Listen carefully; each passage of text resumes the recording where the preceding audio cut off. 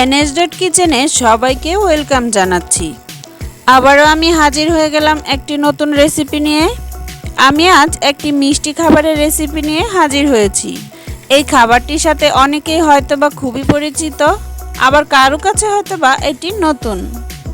আমার আজকের ভিডিওটি নতুনদের জন্য, যারা এই রেসিপিটি তৈরি করতে খুবই ঝামেলা মনে করেন। আশা করছি এটি ফলো করলে সবার কাছে খুবই সহজ হয়ে যাবে। চলুন তাহলে ঝটপট তৈরি করে নিই চাল কুমড়ার মোরব্বা। আমি এখানে একটি পাকা বড় সাইজের চাল কুমড়ো নিয়েছি।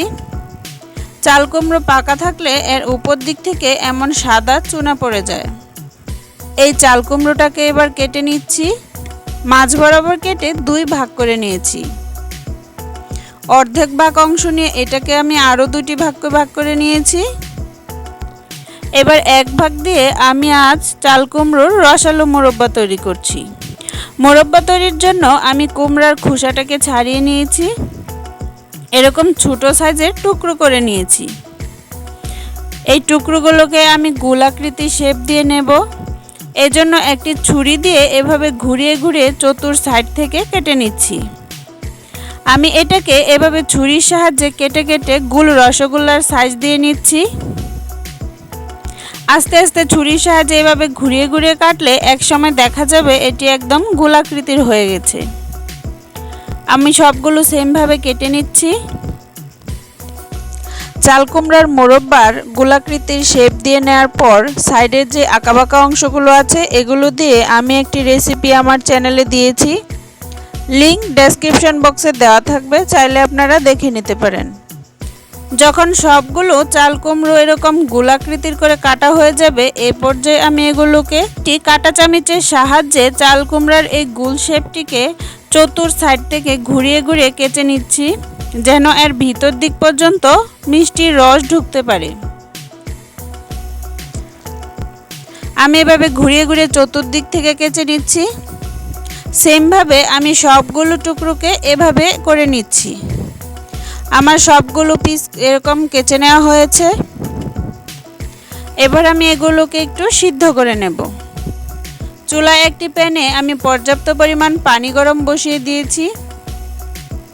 পানিটা যখন ভালোভাবে ফুটতে শুরু করবে, এই পর্যায়ে আমি কেটে নেওয়া চাল কুমড়োগুলো দিয়ে দিচ্ছি। সামান্য পরিমাণ লবণ দিয়ে দিচ্ছি।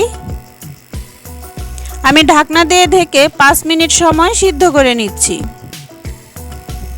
আমার কুমড়াগুলো সিদ্ধ হয়ে গেছে। এবার আমি পানি ঝরিয়ে নিচ্ছি।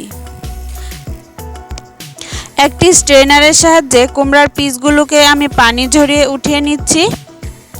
এরপর যে এক্সট্রা পানি থাকবে সেটাকেও আমি চেপে চেপে একদম নিংড়ে নেব।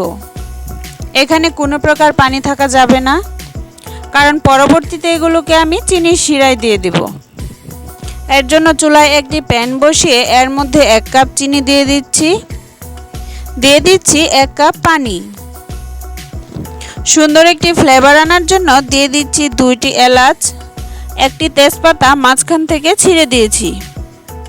এবার নেড়ে চেড়ে চিনিটাকে গলিয়ে নিচ্ছি। দেখুন ভিউয়ার্স, পানিটা ফুটে উঠেছে। নেড়ে চেড়ে চিনিটাকেও গলিয়ে নিয়েছি। এবার আগে থেকে ভাপ দিয়ে পানি ঝরিয়ে নেওয়া চাল কুমড়োর পিসগুলো দিয়ে দিচ্ছি।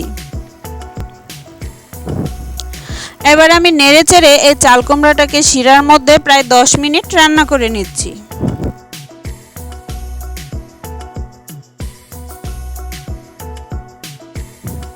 10 মিনিট সময় রান্না করে নিলে চাল কুমড়াগুলোর ভিতরে খুব ভালোভাবে চিনি প্রবেশ করবে। আমার রান্না করা হয়ে গেছে। এবার আমি এটাকে ঠান্ডা করে নিচ্ছি। এই চিনি শিরার মধ্যে যখন কিছুটা সময় ভিজে থাকবে এবং ঠান্ডা হয়ে যাবে, এটা আরও বেশি রসালো হয়ে যাবে। আমি একটি মোরব্বা নিয়ে আপনাদের সাথে কেটে শেয়ার করছি। দেখুন ভিউয়ার্স, এটা কতটা সফট হয়েছে এবং কতটা জুসি হয়েছে। এটি খেতে খুবই মজা। আপনারা ট্রাই করবেন। আশা করছি আপনাদের কাছেও এই রেসিপিটি খুবই ভালো লাগবে। দেখুন ভিউয়ার্স, খুব সহজ উপায়ে চাল কুমড়ার মোরব্বা রেসিপিটি শেয়ার করেছি। ভিডিও ভালো লাগলে লাইক, কমেন্ট, শেয়ার করতে ভুলবেন না।